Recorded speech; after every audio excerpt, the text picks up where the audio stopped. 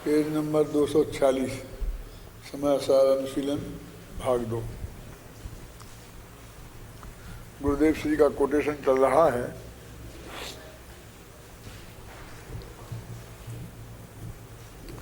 दूसरा पैरा। आचार्य कहते हैं कि पहले ज्ञान में ऐसा पक्षपात आता है कि वस्तु यही है, पश्चात वह पक्षपात रूप विकल्प को मेट कर वस्तु का जो निर्विकल्प अनुभव है होता है, वह धर्म है। यह आत्मधर्म की बात है। तत्ववेदी धर्मी जीव चित्त स्वरूप को चित्त स्वरूप से ही निरंतर अनुभव करता है। एक समय का भी अंतर पड़े बिना धर्मी को निरंतर चैतन्य मूर्ति जलहल ज्योति स्वरूप भगवान आनंद स्वरूप ही अनुभव में आता है। देखो, प्रारंभ में वस्तु स्वरूप का निर्णय करते समय नए के विकल्प आते ही हैं और आना ही चाहिए, परंतु जो पुरुष उनके द्वारा वस्तु स्वरूप का निर्णय करके स्वभाव सन्मुख होता है, उसे चित्त स्वरूप जीव का चित्त स्वरूप से ही अनुभव होता है। विकल्पों से पार होकर जो चैतन्य की पर्याय स्वभाव में तन्मय होती है, उसी का नाम सम्यक दर्शन और सम्यक ज्ञान है। पहले जो ज्ञान पर्याय विकल्प में एक में एक थी, अब ज्ञायक में एक पे एक होने लगी। बस इसी का नाम धर्म है। ज्ञानी को निरंतर चित्त स्वरूप जीव चित्त स्वरूप ही अनुभव में आता है। ये था कि ये चित्त स्वरूप जीव अनुभव विकल्पातीत हम उसे कब कहें, अनुभव के काल में कि 24 घंटे। और उन्हें दो विभिन्न अपेक्षाओं से समझाया कि एक तो अनुभव के काल में तो है ही, उसे तो विकल्पातीत है ही, लेकिन श्रद्धा और ज्ञान की अपेक्षा वो उस वक्त भी निर्विकल्प ही है। यदि विकल्प में चारित्र वाली बात ले लें तो हम ये कहेंगे कि जब शुद्धोपयोग में है तब निर्विकल्प है, और जब नहीं है तब वो विकल्प नहीं है। असलियत में ज्ञानी धर्मात्मा के विकल्पों में वो जोर नहीं होता जो अज्ञानियों के में होता है। कोई भी काम करने का विकल्प उन्हें भी आता है, और जितना बुद्धिपूर्वक प्रयत्न संभव होता है वे उसमें भी प्रयत्न आपको प्रयत्न करते देखे जाते हैं। तो लेकिन जो अंदर में उससे अनंत गुणी वृत्ति पड़ी हुई है उस काम को कर्तृत्व की, वो उनमें नहीं होता है। तो उनकी परिस्थिति बिल्ली और हिरण जैसा अंतर होता है। हिरण में और बिल्ली में इसे मैं बाद में शाकाहारी मांसाहारी के रूप में भी घटित करूँगा, देखना भी। यदि हिरण घास खा रहा है तो चारों तरफ से कहीं इतनी सी आवाज़ आ जाए तो छोड़ के भाग जाएगा।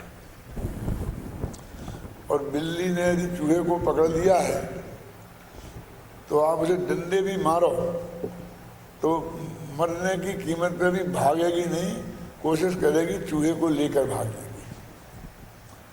अब ये दो वृत्तियों का जो अंतर है, यदि बाहर से हिरण घास खा रहा है और बिल्ली को चूहा को खा रही है तो कोई अंतर दिखाई नहीं देगा बाहर से, तो उसके विकल्प की कितनी तीव्रता है और उसके विकल्प में कितना कमजोरी है।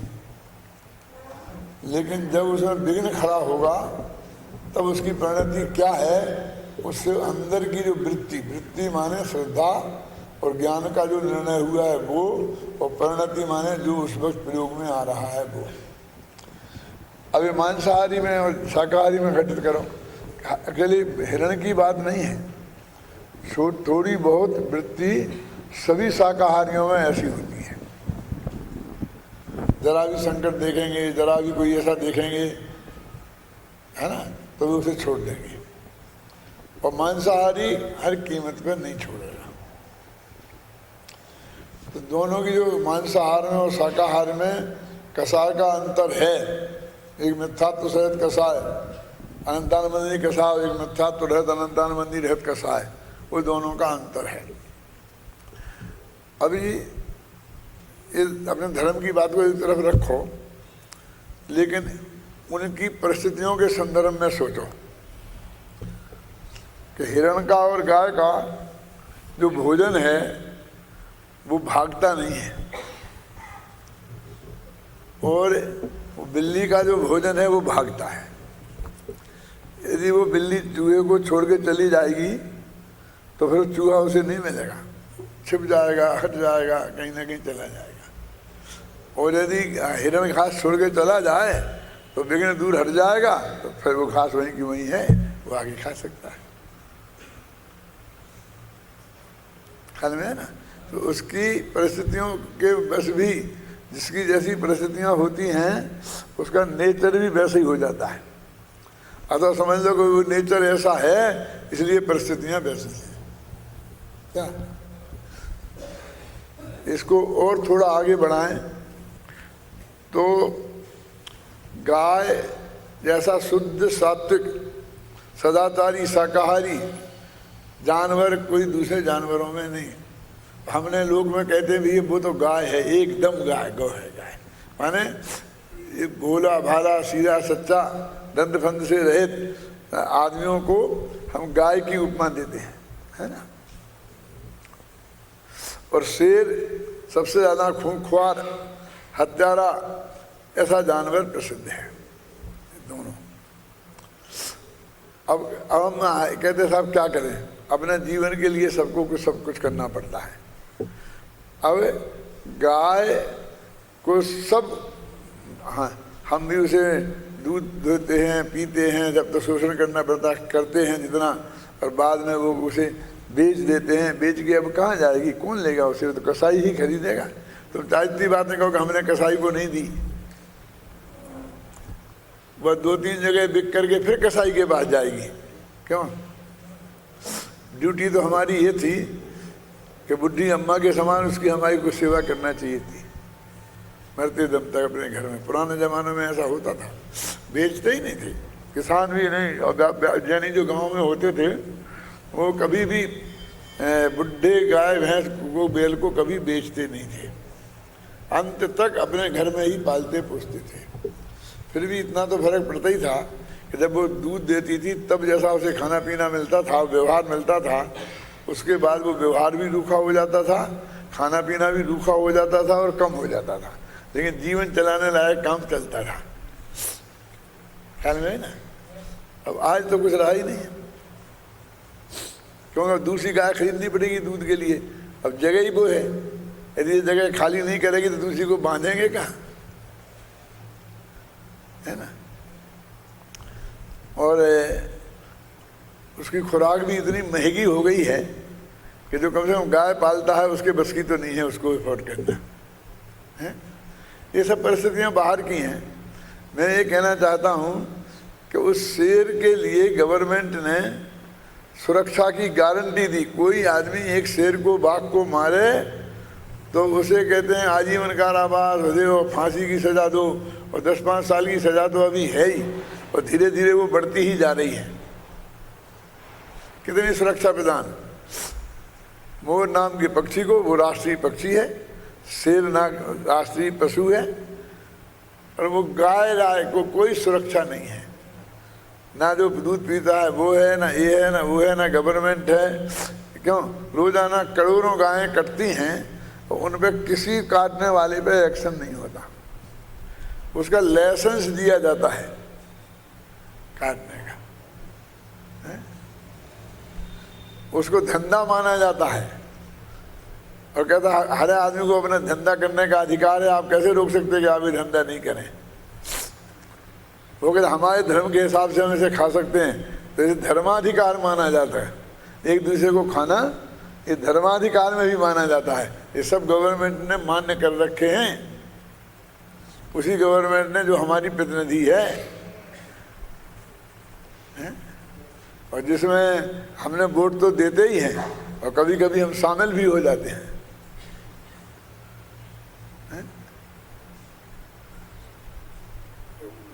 ज़्यादा लंबाते हैं तो उपयोग बहुत खराब होता है।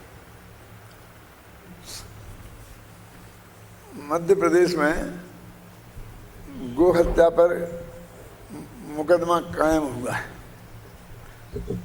और उस मुकदमे को वो जो अपने यहाँ के राज्यपाल थे ना निर्मल चंद जी, तो उन्होंने उसे प्राथमिक से लेकर के हाई कोर्ट और सुप्रीम कोर्ट तक लड़ा केस, और वो जीत गए। और जीतने के बाद बहुत खुशियां मनाई गई। उसके बदले में उनको केंद्र में बुला करके वहाँ कोई बहुत बड़ा पद दिया गया, फिर बाद में यहाँ के राज्यपाल बनाया गया। ऐसे कई और चीज़ें उनने जनता पार्टी के लिए ऐसे केस जिताए थे उसमें। अब मैं उसकी वो बताना चाहता हूँ कि जब वो जीते थे तो एक कोई फंक्शन खनिया थाने में था अभिनंदन कुमार के गांव में, कोई वन मंदिर का, तो उसमें उन्हें भी बुलाया गया था, उनका भी सम्मान था, मुझे भी बुलाया गया था, उनके साथ मेरा भी सम्मान था। तो दोनों जने हम वहाँ पहुँचे भी, किस बात का सम्मान हो रहा है, कहीं कोई मुकदमा जीत गए, मुकदमा जीत गए। एक दफ़े वो भैरव अर्जुन सिंह के विरुद्ध भी लड़े थे, वो भी जीते थे। फिर मैंने पूछा उनसे पर्सनली कि साहब आप क्या जीते हैं बताओ तो मुझे। तो उनने कहा कि हम ये जीते हैं कि गाय जब तक दूध देती है तब तक, और 15 वर्ष की उम्र के बाद बैल, 15 वर्ष की उम्र के पहले बैल को नहीं काट सकते। ये हमने उपलब्धि की है। समझ में आया आपकी मैं कह रही? 15 वर्ष बाद बैल हो जाए तो उसे फिर कत्ल खाने में काटा जा सकता है। मैंने कहा इसमें क्या जीते, जब तक वो काम दे, खेत वाला खेत जोते क्यों, तब तक तुम उसे जोतो और बाद में उसको बेच दो। क्यों? कोई जो तुम हिंसा की बातें करते हो, अहिंसा की बात करते हो कि अहिंसा की विजय है, अब इसमें काय की अहिंसा की विजय है बोलो? तुम एक कानून और बना दो ना कि 70 वर्ष के नीचे वाले को नहीं दे सकते हैं, कोई हत्या करे तो भी फांसी की सजा, लेकिन 70 के ऊपर वालों को यदि वो ऊपर को देखे तो भी दे सकते हो। क्यों? तुमने तो ये उपयोगिता के हिसाब से बहस की है और उसने उपयोगिता हिसाब से स्वीकार की है।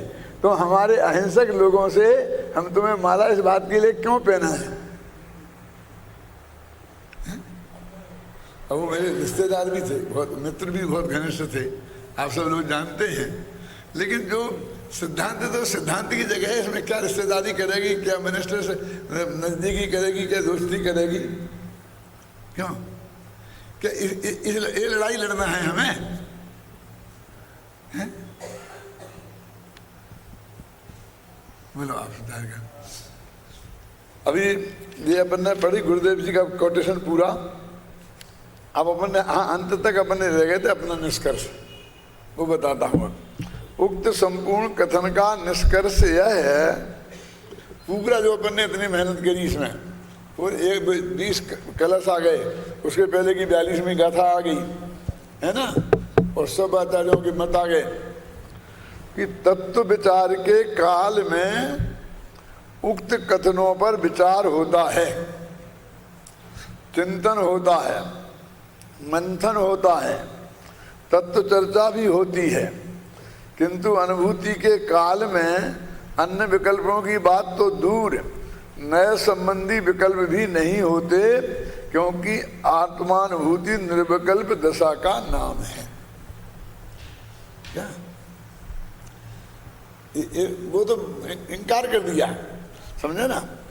अब देखिए विचित्र बात कि नए हाथ मानने वाला नहीं है, तो उसने उस अनुभूति को भी एक नए का विषय बना लिया, और अनुभूति में जो भगवान आत्मा आया है उसे भी एक नए का विषय बना लिया। वो भी निर्विकल्प है भगवान आत्मा, और अनुभूति भी निर्विकल्प है, लेकिन वो एक देश शुद्ध निश्चय नए का विषय बन गई, वो त्रिकाली ध्रुव परम शुद्ध निश्चय नए का विषय बन गया। क्या?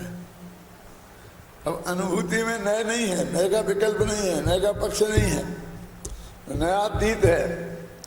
अभी आएगी जो गाथा अंतिम अपनी, शायद 144 में है कि 43 किसी गाथा में है कि श्रुत ज्ञान केवल ज्ञान के समान ही, ऐसा लिखा।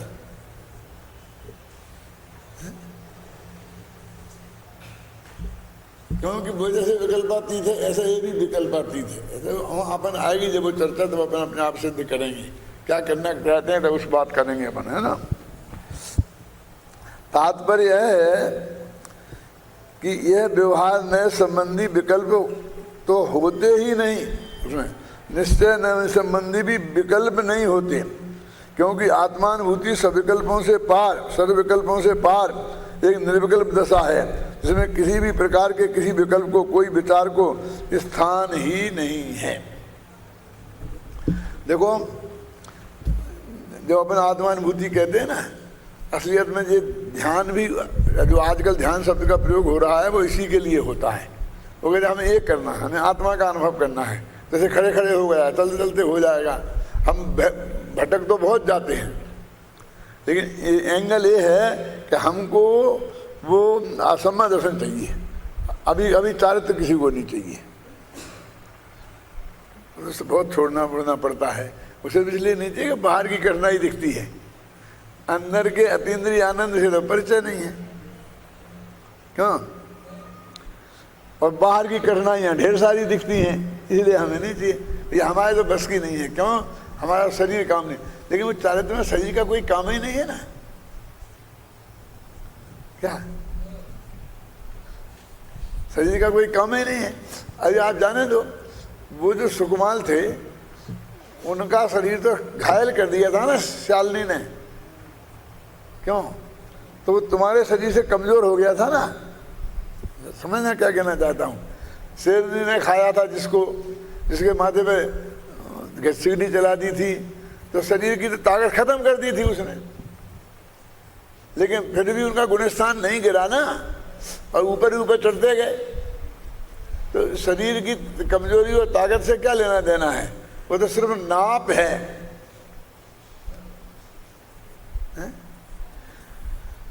वो जो लिखा जो धर्म ध्यान आनंद रूप, तो उसको माना में दुख स्वरूप। जो धर्म ध्यान आनंद रूप, उसको माना में दुख स्वरूप है ना। ये तो हमारे तत्व की भूल है कि भैया बे, और संबर तत्व संबंधी भूल है ना ये। और एक जगह हो रहा है जो दुख रूप है उसको ही माना है मनोग, उसको मनोग को माना है। तो अंदर में क्योंकि चारित्र भैया हम नहीं ले सकते, क्योंकि उसमें बहुत तकलीफ है। अब तो मुनिराजों की आलोचना तो करते हो, लेकिन एक दफे जाके देखो तो कितनी कितनी प्रतिकूलता है। डांस मच्छर कितने हैं, खाने पीने की कोई व्यवस्था नहीं है, ख्याल में है ना। तो ऊपर से कह दिया तुमने, और वो कितना निभाते हैं, और बिल्कुल शांत परिणामों से, है ना। तो हम कब कहते नहीं हैं, उसके लिए तो हमारे शास्त्रों में अकाम नजरा कही है, कहा है ना कि ऐसी विपरीत परिस्थितियों में और कसाय तीव्र नहीं करना, उससे अकाम नजरा होती है।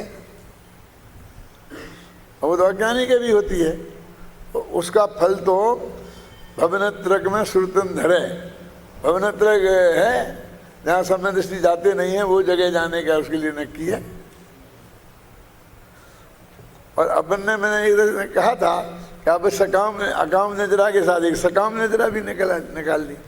आगम में कहीं नहीं है, वहाँ सविपाक है, अविपाक है और अकाम है। लेकिन अकाम हुई तो सकाम क्यों नहीं होगी? जब चार वेद हैं तो चार वेदनी क्यों नहीं होगी? क्यों? ऐसा है।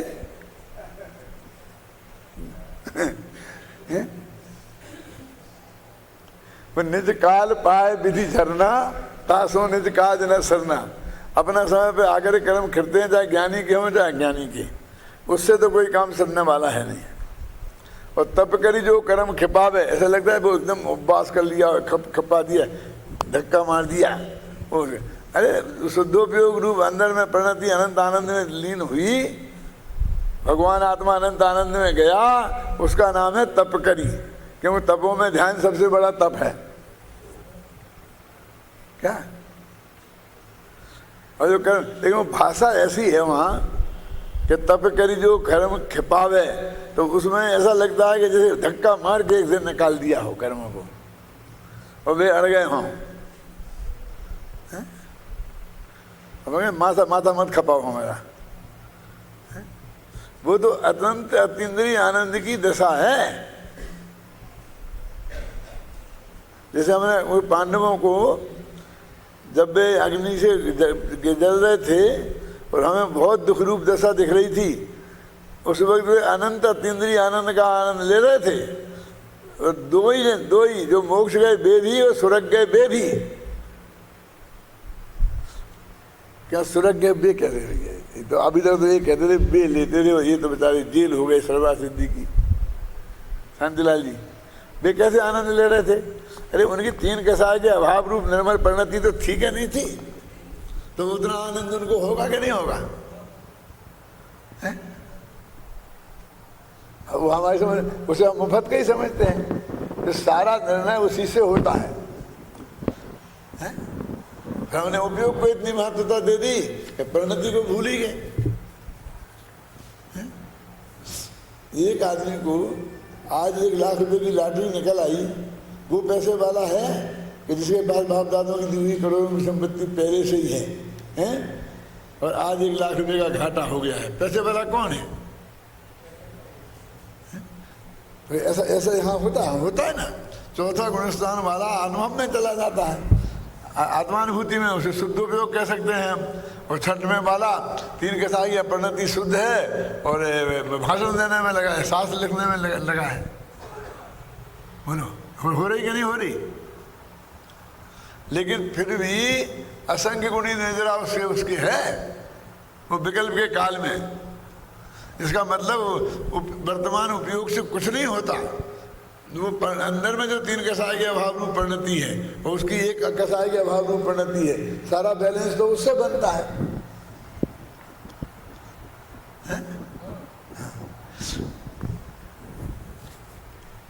ये जो खेलों में जीतते हैं, अगला क्रिकेट छोड़ देना, तो उनको लाखों रुपया इनाम है। गवर्नमेंट ने 10 लाख रुपए दे दिए, फिर गोल्ड मेडलिस्ट हुए तो जाते हैं। तो मैंने बहुत अरे कुछ नहीं है। उनका इंटरव्यू आया था, मैंने सुना है, पढ़ा है। वो कह रहे थे सारी जिंदगी में दंड बैठक फेलते और समझ खाने के लाले बड़े रहे, यहाँ से कर्जा कर करके जमीन बेच के बापदादों की खाया है। और ये जिंदगी में अभी आगे 10 लाख मिले जो तुम्हें दिख रहे हैं, और वो तो हमको 1 को मिल गए, सैकड़ों अभी भी मिल रहे, उनको नहीं मिल रहे हैं। क्या वो ये 10 लाख क्या दिन चलेंगे? इसके पीछे तो बहुत लोग पड़े हैं, रिश्तेदार, दोस्त, पार्टी देनी पड़ेगी यहाँ जब तक पूरे तुम साफ नहीं हो जाएंगे बेटा, ये लोग तुम्हारा पीछे छोड़ने वाले नहीं है। इन पैसों के भरोसे रोजीना का दूध तुम्हें मिलने वाला नहीं है। ऐसी परिस्थिति है। क्यों? तो मैं आपसे कह रहा था कि हमारे को उस पर ध्यान ही नहीं है। जो परिणति की शुद्धि है, जो उनको अनंत आनंद है, वो निर्विकल्प दशा।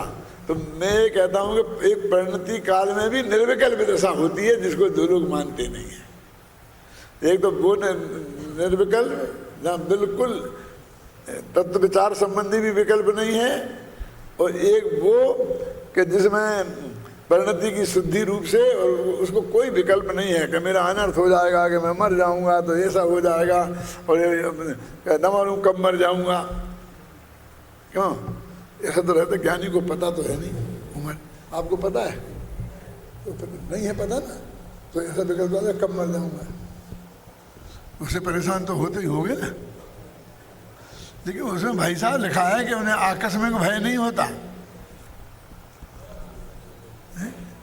क्योंकि इस जगत में अकस्मात कुछ भी होता ही नहीं है। वो 7 नए वाले छंद हैं, वो कौन से में हैं? निकालो जरा फटाफट, बहुत मार्मिक है। मेरे ख्याल से संवर अधिकार के अंत में है ना, निद्रा अधिकार के अंत में है। देखो निकालो, 6 छंद हैं, बहुत बढ़िया मार्मिक। जिसका गला अच्छा हो वो आकर स्पीकर पे आकर के पढ़ के सुनाए जरा, देखो तो क्या है सम्यक दृष्टि की, क्या है, क्या होती है भूमिका। अरे भाई अनुभव में नहीं आई है तो शास्त्र में जो हमारे लिख के गए हैं पूर्वज, उसको ही पढ़ करके एक कर लो। 155 कलश है ना, बोलो ऊपर आकर के देखो, ऊपर यहाँ आगे स्पीकर पे आके बोलो कौन अच्छा बोलता है, गा करके, ऐसा है कि इसमें भी आ जाए। एक इसमें लगा दे उधर, तुम्हारा वाला लगा दो।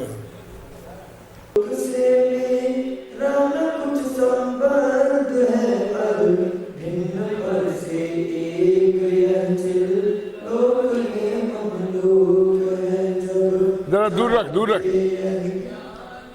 दूर रख, बाबा भर रही है। जानते हैं ज्ञान जन तब होय क्यों भयभीत वे तो सतत निशान को निज ज्ञान का अनुभव करे। चूंकि एक अभेद में ही वेद वेदक भाव हो, अतएव ज्ञानी ने तेरी निज ज्ञान का अनुभव करे। अनवेद ना कोई है नहीं जब जानते हैं ज्ञानी जन तब होय क्यों भयभीत वे तो सतत निसंग हो निज ज्ञान का अनुभव करे। मृत्यु को करे सारा जगत बस प्राण के उच्छेद को, ज्ञान ही है प्राण मम उसका नहीं उच्छेद क्यों। तब मरण भय हो किस तरह हो, ज्ञानी जन भयभीत क्यों वे तो सतत निसंग हो निज ज्ञान का अनुभव करे। इसमें अचानक कुछ नहीं यह ज्ञान निश्चल एक है, यह तो सदा एक सा एवं अनादि अनंत है। जब जानते हैं ज्ञानी जन तब होय क्यों भयभीत वे तो सतत निसंग हो निज ज्ञान का अनुभव करे। ये चौथे गुणस्थान वाले की दशा बताई है। ये सब श्रद्धा की अपेक्षा, दृष्टि की अपेक्षा लेना। विकल्पों में कोई ज्ञानी जीव आपको रोते हुए भी दिखाई दे सकते हैं, और वो कोई ऐसा नहीं है कि भी पंचम काल के ज्ञानी हैं इसलिए रो रहे हैं। चौथे काल के सबसे ज़्यादा रोए राम थे ना, तो उसी भाव से मोक्ष जाने वाले सम्यक दृष्टि। पंचम काल के इतने पत्नियों के वियोग में कहाँ रोते हैं जितने वे सीता के वियोग में रोए थे, हैं? मेरे कहने का मतलब यह है कि बाहर की वृत्ति से नहीं लेना है, अंदर की वृत्ति से लेना। ये इतने होशियार पढ़ने वाले लोग हैं फिर भी गलती करते हैं। देखो एक में अनवेद ना, तीसरी पंक्ति, अनवेद ना कोई है नहीं।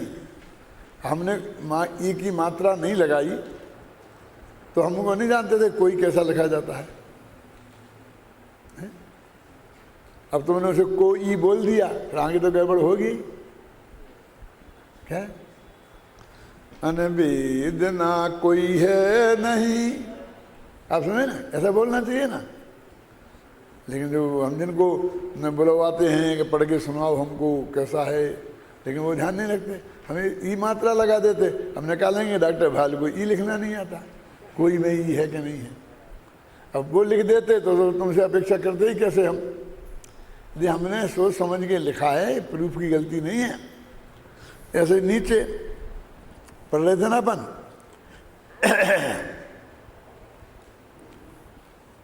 एक जगह था, इसमें अचानक कुछ नहीं है ज्ञान निश्चल एक है। अचानक कुछ होता ही नहीं है। क्रमबद्ध पर्याय वालों के लिए अचानक कुछ हो जाए तो उसकी आधार, निसंगता का आधार क्या है? हमको कछु भय नारे जान लियो संसार। कि क्यों नहीं है तुम्हें डर? क्या क्यों नहीं है कि हमने संसार जगत का स्वरूप जान लिया है। कि क्या जान लिया है बताओ तो, क्या? कि जाको जा करी जाही समय में, जो हो तब जा द्वार, सो हुई है टरी है कछु नाही, कर लीनो निर्धार, आते कछु भय नारे। और जगत के सारे प्राणियों का क्या है? हमारे तो पारसनाथ है, हमें कैसे कोई तकलीफ हो सकती है? दौड़े दौड़े चले आएंगे। कोई के नेमिनाथ है, कोई के शांतिनाथ है, क्यों है कि नहीं है? वो कहते हैं कि मैंने क्या निश्चय कर लिया है कि जिस काल में जिस निमित्त के द्वारा जो होतब माने होना, जो होना, जो होबत नहीं, जो मैंने सुधार दिया पंडित जी के होबत का होतब है, होतब माने होनहार है, जा द्वार जिस निमित्त से, सो हुई है तरी है कछु नाही। ये शेर मेरे सामने आ रहा है और यदि इसे आज से खाना है तो मैं अनंत प्रयत्न करूं, ये किसी कीमत पर टलेगा नहीं। कहने ने हमने भगवान को पुकारा है ना, तो वो जो शेर खाया था कौन से सुकौशल किनको कौन को खाया था? एक महाराज है ना अपने शेर वाले हैं? तो उनके लिए क्यों नहीं आए दौड़ के इंद्र? कि उनने बुलाया ही नहीं था, बिना निमंत्रण के कैसे आता? तो तू चिल्ला रहा है तो दौड़े दौड़े चले आएंगे। क्या पागल हो गया है? वो हो के ही रहेगा, मुझे ये पक्का नक्की है। हम तो ये नहीं होगा क्योंकि इतने लाइन लग रही हमारे सहायकों की। क्या सारा जगत इस भरोसे निर्भय होता है और उनके निर्भयता का आधार क्या है कि जो होना वो ही होगा, फिर डर का आएगा। और डरने से तो वो रुकेगा नहीं है? हमने कर लीनो निर्धार, ये नक्की कर लिया है, इसलिए हमें कुछ भय नहीं है। हम तो ये समझते हैं कि जितनी भी बातें हैं कि ये हो जाएगा, हम ऐसा करेंगे तो ऐसा करेंगे तो ऐसा करेंगे तो ऐसा करेंगे तो है?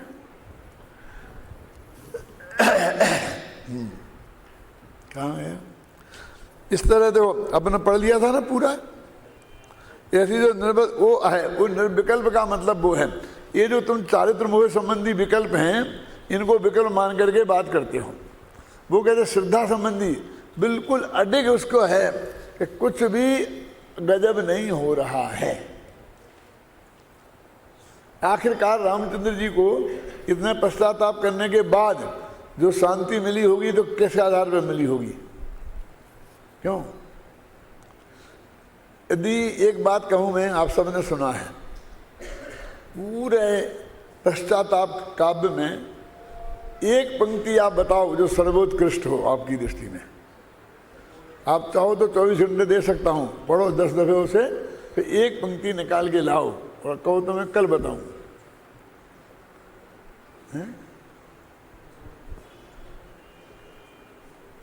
क्यों परेशान करूं, क्यों सबको है? सभी कुछ निश्चित है संयोग, आपका इसमें कोई न दोष। क्या ये पंक्ति है, इसकी टक्कर की पंक्ति निकालो आप। है? ये सब क्रमबद्ध पर्याय की पोषक बात है ना। सभी कुछ निश्चित है संयोग, न इसमें आपका कोई दोष है। राम से सीता कह रही है, पहले तो इसने कहा कि मेरे भाग्य खोटा होगा, कर्म का उदय आया होगा, किया होगा मैंने कोई भयंकर अपराध, विगत भव में मैंने कोई भयंकर अपराध किया होगा, उसी के फल में यह संयोग है मिला है, इसमें न आपका दोष। अभी तो संयोग के लिए वो ये सोच रही थी, कुछ किया होगा उसी के फल में आया है, मैंने मेरे करने से ही आया है। फिर कहा कि इसमें कहाँ करना वरना कहाँ है। लास्ट में फिर वो वाक्य बोलती है, सभी कुछ निश्चित है संयोग। अरे उसमें आपका दोष नहीं है, नहीं सही छंद तो भाव तो ख्याल में है ना, भाव में रमो। अभी ये चल रहा हो छंद, और इसके बीच में यदि कोई अंतराय करे तो मुझे बहुत उससे अरुचि होती है कि क्या आएगा, क्या है अब हमने लिखा है, इससे क्या मतलब। अब इस वक्त हमारा दिमाग में वो चीज घूम रही है कि उसके सामने सर्वज्ञ भगवान की दिव्य ध्वनि भी अभी कुछ काम की नहीं, क्योंकि दिव्य ध्वनि का सार है, वो तो दिव्य ध्वनि है। क्यों? वो तो दिव्य ध्वनि है, उसमें तो सब आ रहा होगा द्वादशांग।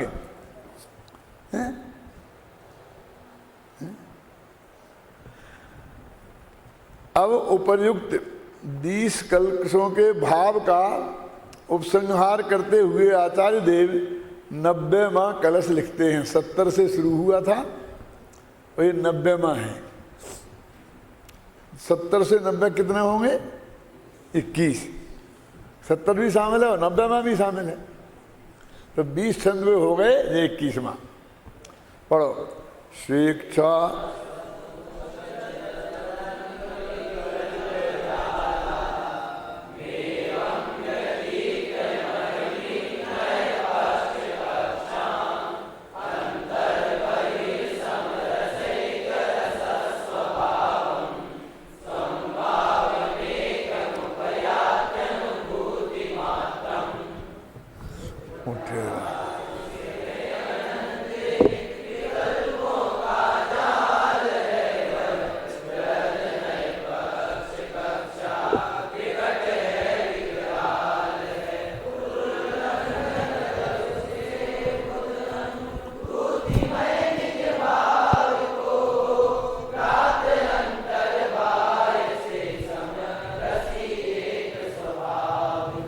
गड़बड़ की, शांति से पढ़ो, शांति से देखो।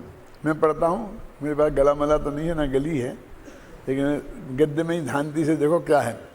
उठ रहा जिसमें अनंत विकल्पों का जाल है, वह बृहद नए पक्ष कक्षा विकट है विकराल है।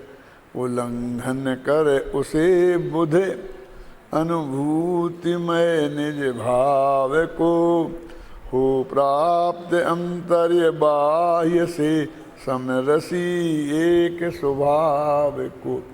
मैं सिर्फ इसलिए पढ़ के सुनाया है कि कहते हैं इसे ज़रा जल्दी बोलना पड़ेगा, इसमें देर करनी पड़ेगी। कहाँ है इसमें? कहीं ऐसी गुंजाइश नहीं है। अब बिल्कुल शांति से पढ़ो। इसे जल्दी निकाल दूँ, इसे देर में लाऊँ, ऐसा है नहीं। बिल्कुल निर्दोष छंद है, ख्याल में है ना। आप उसे रबड़ छंद बनाने की कोशिश करते हैं। रबड़ छंद जानते किसे बोलते हैं? ऐसे चौपाई होती है, दोहा होती है, ऐसा एक रबड़ छंद होता है। क्या चाहे तक खींच लो, चाहे कर दो। क्या क्या उठ रहे जिसमें अनंत विकल्पों का जाल है। क्या किसकी बात है? किस में उठ रहे थे अनंत विकल्पों का जाल? सोचो, देखो देखो, पढ़ो अच्छी तरह से। मैं अभी पूछूंगा किस में उठ रहे हैं। उठ रहे जिसमें अनंत विकल्पों का जाल है, जिसमें अनंत विकल्पों का जाल उठ रहा है। क्या चीज है वो? वह बृहद नए पक्ष कक्षा विकट है विकराल है। वह बहुत लंबी चौड़ी ये नयों की कक्षा है, नयों का विस्तार है। देखो, वह बृहत नए पक्ष, नए के पक्ष की कक्षा लग रही है, हैं? ये विकट है, विकट का अर्थ तो समझते ही हो ना, और विकराल है। मैंने आप देखो तो आचार्य क्या कह रहे हैं, ये तो मैंने अनुवाद किया है, ऊपर लिखा है। स्वेच्छा समुल्लिखित नए विकल्प जाला व्यतीत महती नए पक्ष कक्षा, बिल्कुल हूबहू है ऊपर। ये भयंकर जाल कि ये जाल में उलझो नहीं तो तत्व ज्ञान समझ में नहीं आए, और उलझे रहो तो अनुभूति होए नहीं। क्या ये विकराल है? इसके लिए क्या विशेषण दिया है? ये विकराल है, उसमें लिखा ना। जब वो आता है ना, उसमें इसकी महिमा आती है तब तब वो दूसरे रूप में आती है कि बिना उसके निर्णय होगा ही नहीं। क्या कहते उल्लंघन कर, अब वो उल्लांघा तो उसमें से पार हुआ ना वो। अपन तो कहते नए विकल्प के पार अनुभूति, तो अपन कहते कि नहीं अपन बगल के रास्ते से निकल जाएंगे, हम इसको अरे भाई इसे पार करना, विकल्प का कोई रास्ता नहीं है। अब अगर नदिया के पार, तो नदी में से जाकर पार होना पड़ेगा। क्या विकट है, विकराल है, उल्लंघन कर उसे बुद्धिमान, ये बुद्ध माने इसलिए है ना कि वो 2 ह्रस्वाक्षर हैं, जगह बहुत कम थी इसलिए ज्ञानी नहीं लिख सकते हैं। ज्ञानी में 4 अक्षर मात्राएं हैं, इसमें 2 ही मात्राएं हैं। उल्लंघन कर उसे बुध अनुभूतिमय निज भाव को हो प्राप्त, अंतर बाह्य में समरसी एक स्वभाव को, इसका नाम नए पक्षातीत है। ये उपसंहार का कलश है ना, ठीक है ना, जो समरस भाव को प्राप्त हो गया, अब कुछ नहीं, सब समझ लिया। ये बिना समझे वाली शांति नहीं है क्या, कि जब अंत में इनको समापन ही करना है तो हम समझने की कोशिश क्यों करें, ऐसा नहीं है। अरे कपड़े में साबुन लगाओ, खूब धो, खूब मलो, ये करो, और जब बिल्कुल साफ हो जाए तब पानी में खंगार के उस साबुन को फेंक दो, ये ऐसी बात है। पहले मत फेंक देना और लगाना ढंग से। और दुनिया में तो यही कहा जाएगा कि कपड़ा साबुन लगाने से साफ होता है, कहा जाएगा ना। ये कोई नहीं कहेगा कि साबुन नहीं लगाने से साफ होता है। लगाने के विरुद्ध नहीं लगाना नहीं है। तो लगाने का विलोम क्या है, धोना। वो साबुन लगाई और फिर साबुन को धोई, लगाकर धोना, समझे ना। उसका नहीं लगाना उपाय नहीं है।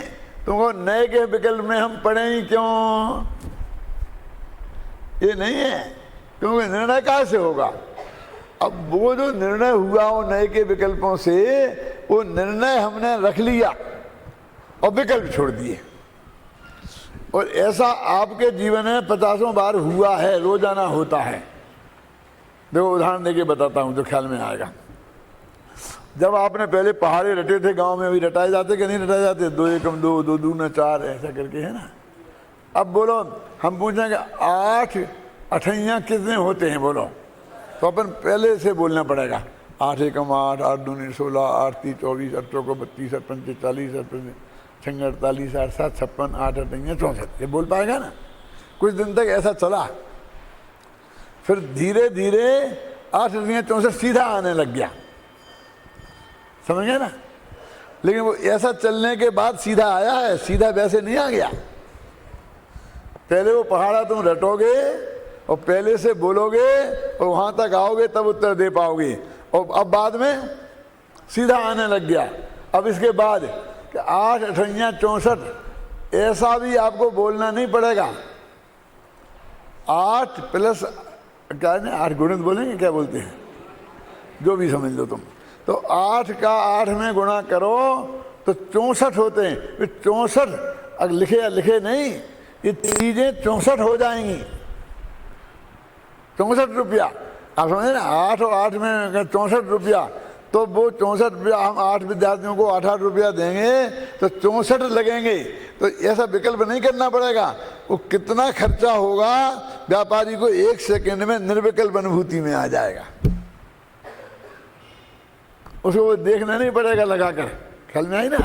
अब ऐसा आपने पहले प्रैक्टिस करी और अब ऐसा सीधा होने लग गया ना ज्ञान। ये तो छोटा सा ऐसे 50 चीजों में है, 50 चीजों में है। परिस्थितियां देख के वो कहते हाँ हाँ ये नहीं होगा, ये काम, जाओ ये काम नहीं होगा, ये ग्राहक इसमें माथा पत्ती मत करो, ये कुछ नहीं खरीदेगा। वो दुकानदार ग्राहक को पहचानने लगते हैं ना। किसी को चाय पिलाते हैं, किसी की तरफ मोही नहीं करते हैं, क्योंकि उनके अनुभव में आ जाता है कि जी कुछ नहीं लेगा और परेशान करेगा। ख्याल नहीं ना। हर एक को ऐसा हो जाता है कि नहीं हो जाता है, हा? तो ऐसे ही इसमें है कि नयों के पहले तो नए नए लगाना पड़ते हैं, फिर नए में कुछ नहीं लगाना पड़ेंगे तुम्हें, फिर भी तुम्हारा उपयोग नए में से होते हुए नए की कक्षा को पार करके भगवान आत्मा में अनुभूति में चला जाएगा।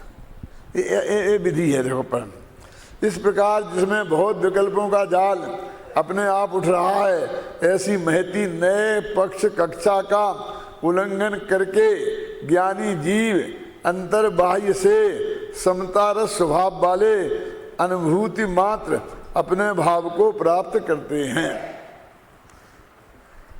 ये पक्षातीत दशा की बात है। अब ये बनारसी दास ने छंद लिखा है, इसे पढ़ लो। प्रथम नियत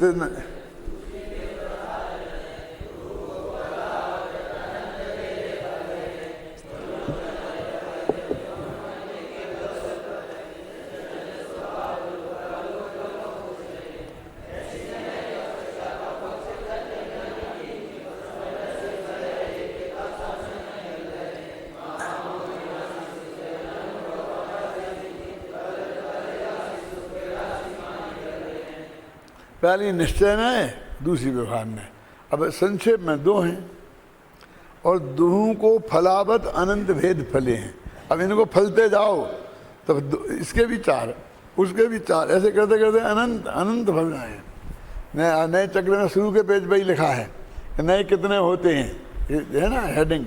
उसके जवाब में लिखा है ना मूल नए 2 होते हैं, 7 भी होते हैं, 47 भी होते हैं, असंख्यात भी होते हैं, असंख्यात भी होते हैं और अनंत भी होते हैं। देखा ना।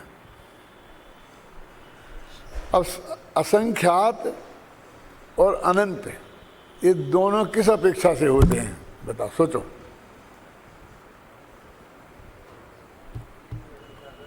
आप बोलो असंख्यात कैसे होंगे? क्योंकि वचन के विकल्प असंख्यात हो सकते हैं। यावन बैन विकल्पा तावन नया। और फिर अनंत कैसे? अनंत वचन के विकल्प अनंत नहीं हो सकते। तो अनंत कैसे होंगे? क्योंकि वस्तु में गुण अनंत हैं। एक एक गुण को एक एक नए पकड़ता है ना। 47 नए हैं तो 47 के नए गुणों के आधार पर पकड़े हैं ना, तो इसलिए वो अनंत हो सकते हैं। ख्याल में है ना। असंख्यात कैसे, अनंत क्यों, 24 क्यों, 2 क्यों, 4 क्यों, वो सब उसकी एक एक का हेतु है। ख्याल में है ना। ज्यों ज्यों नए फलें त्यों त्यों मन के कल्लोल फलें। ज्यों ज्यों नए फलते हैं, मन हम भेद करते जाते हैं ना, तो मन में चंचलता भी बढ़ती जाती है। त्यों त्यों मन के कल्लोल फलें। वो चंचल स्वभाव, उसमें अचंचलता नहीं आ सकती है, क्योंकि चंचल स्वभाव है। एवं चेद एवं साथ, एवं चेद एवं साथ, एवं चेद एवं साथ। ऐसा मानोगे तो ऐसा हो जाएगा, ऐसा मानोगे तो ऐसा हो जाएगा, है ना। चंचल स्वभाव लोकालोक नो उछले हैं। इतने हो सकते हैं कि लोकालोक तक चले जाए। एक नए पक्ष ताको पक्ष तज ज्ञानी जीव। किसी भी ऐसी नए पक्ष ताको, ऐसे नयों के पक्षपात ऐसे हैं। समरसी भय एकता सो नहीं टले हैं। और जो एकत्व है अपने में, उससे नहीं टले, और समरस भाव में चले गए। महामोह नाश, मिथ्यात्व का नाश करके, शुद्ध अनुभव का अभ्यास करके, निज के बल पर अब स्वयं को प्रकाशित करके सुख की माही, सुख की राशि में अनंत सुख में हो जाते, अनंत सुख भोगते हैं अनंत काल तक। हो गया ना।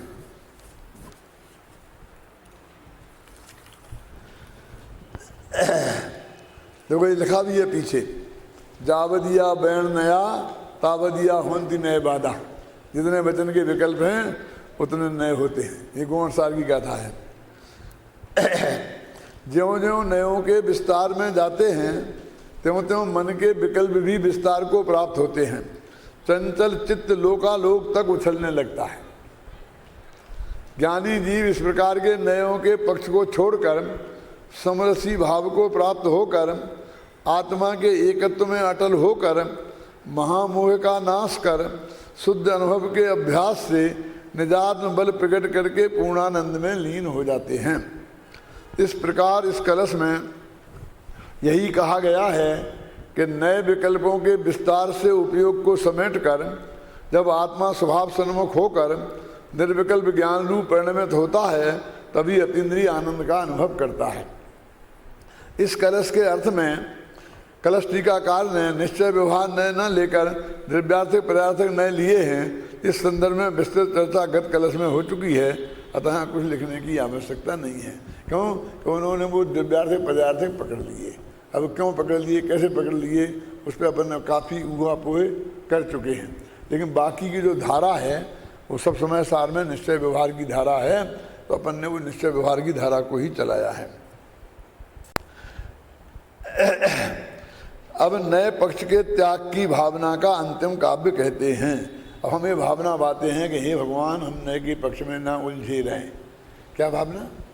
ना उलझे नहीं, फिर ध्यान से सुनना।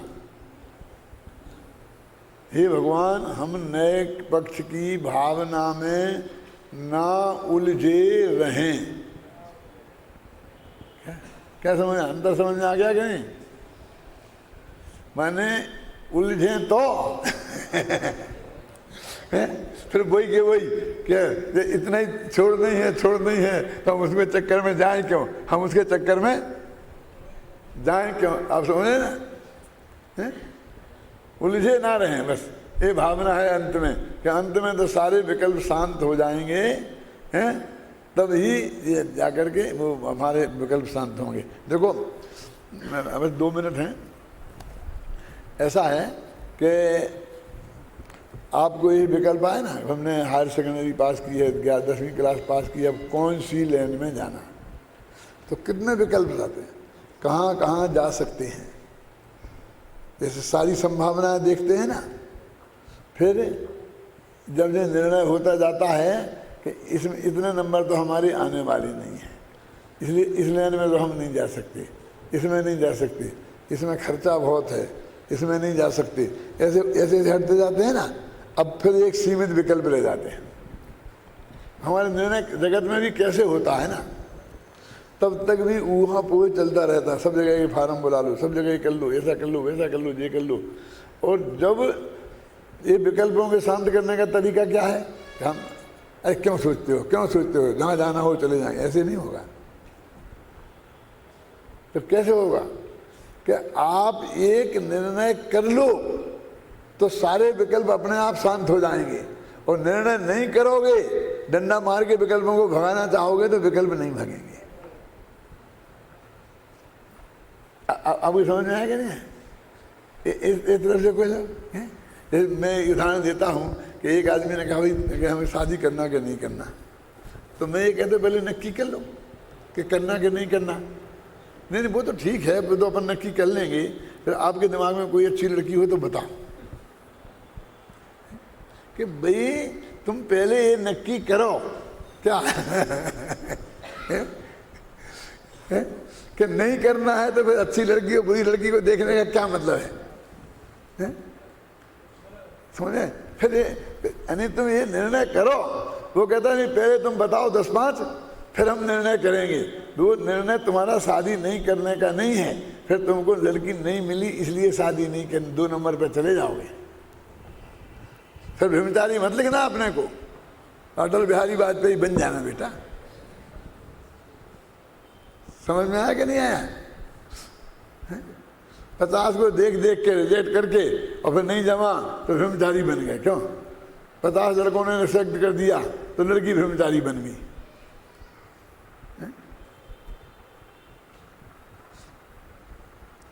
तो वो विकल्प ही नहीं, मुझे किसी को छोड़ने का विकल्प ही, देखने का विकल्प ही नहीं है, इसका नाम ब्रह्म भाव, ब्रह्मचरी भाव है। समझ गए ना? तो वो देखना नहीं, वो तो आएगा, उम्र होगी तो सैकड़ों लड़के और सैकड़ों लड़कियों वाले आएंगे आपके सामने प्रस्ताव लेके, लेकिन निर्णय आपको करना है ना। तो जब तक आपको कौन सी पढ़ाई पढ़नी है वो पक्का निर्णय नहीं करोगे, तब तक विकल्प जाल खड़ा रहेगा। आप समझे? निर्विकल्प नहीं होगे। तो वो सुमत प्रकाश समझा रहे थे, उन्हें क्या समझ में आया होगा मुझे पता नहीं, मैं तो यही मान के चलता हूँ कि सब लोग बिल्कुल पक्का निर्णय करके आए हैं। और अब आने के बाद भी विकल्प चलते होते हैं कि अभी हमें नहीं आते तो अच्छा रहता, आ जाते तो अच्छा रहता, नहीं हुआ। अभी भी चलते होंगे किसी लोगों को, उनको पकड़ने में आए होंगे, क्योंकि ये लोग ज़्यादा समागम में रहते हैं आपके में। मैं तो समागम में रहता नहीं हूँ, मुझे कुछ ज़्यादा पता नहीं है कि आप कहाँ खड़े हैं। तो उन्होंने सोच समझ के ही कहा हो गया, लेकिन मैंने कहा जब आ ही गए, पढ़ रहे हैं, और अब कैसे विकल्प रह सकता है। आत्मख्याति का स्वाद जिसको लग गया है, क्यों, और वो भी ये सोच सकता है क्या कि हम यहाँ आगे कहाँ फंस गए हैं? तो फिर क्या कहें हम आत्मख्याति को। आत्मख्याति पढ़े, आत्मख्याति समझते हैं, समय सार की टीका का नाम है आत्मख्याति अमरचंद की है। एक तो कादम्बरी का रस लगता है तो लोग भोजन को भूल जाते हैं, लिखा ना, कादम्बरी रसज्ञानाम आहारोपी न रोचते। और आत्मख्याति का रस लगता है तो कादम्बरी को भी लोग भूल जाते हैं। तो कैसे, तो वो विकल्पों, एक निर्णय, एक निष्ठता के बिना विकल्प का जाल समाप्त नहीं हो सकता, नहीं हो सकता, नहीं हो सकता।